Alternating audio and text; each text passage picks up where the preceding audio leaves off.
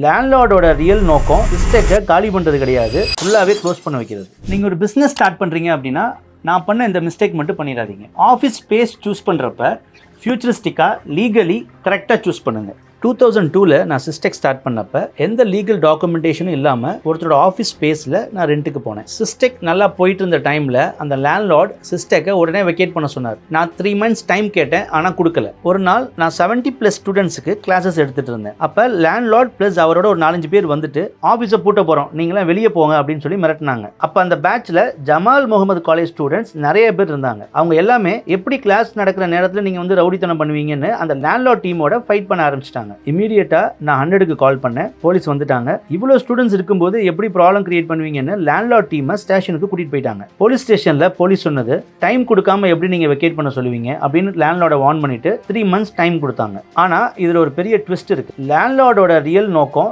சிஸ்டெக்கை காலி பண்றது கிடையாது, ஃபுல்லாவே க்ளோஸ் பண்ண வைக்கிறது. அகைன் அந்த லேண்ட்லார்ட் இன்னொரு கட்ட பஞ்சாயத்து டீமை அனுப்பி வேற மாதிரி மிரட்ட ஆரம்பிச்சார். அந்த கட்ட பஞ்சாயத்து டீம் போலீஸ்க்கு போனாலும் அவங்கள ஒன்றும் பண்ண முடியாதுன்ற மாதிரி ஒரு வியூ கிரியேட் பண்ணுறாங்க. அன்னைக்கு எனக்கு எக்ஸ்பீரியன்ஸ் இல்லாதனால அவங்க சொன்னதை நான் நம்பிட்டேன். இதை நான் எங்கள் அம்மா கிட்ட சொன்னேன். எங்கள் அம்மா அவங்களோட சைல்ட்ஹுட் நெய்பர் ஃப்ரெண்ட் ஒரு சீனியர் லாயர்கிட்ட என்னை கூட்டிகிட்டு போனாங்க.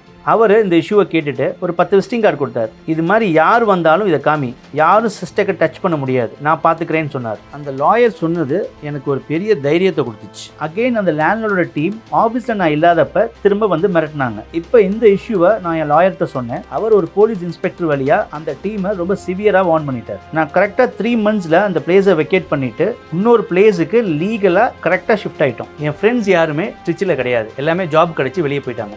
ஃப்யூச்சரில் இந்த மாதிரி ப்ராப்ளம் வராமல் இருக்கிறதுக்கு என் ஃப்ரெண்ட்ஸ் நெட்வொர்க்கை நான் எப்படி பில்ட் பண்ணேன் அப்படின்றத நெக்ஸ்ட் வீடியோவில் பார்ப்போம்.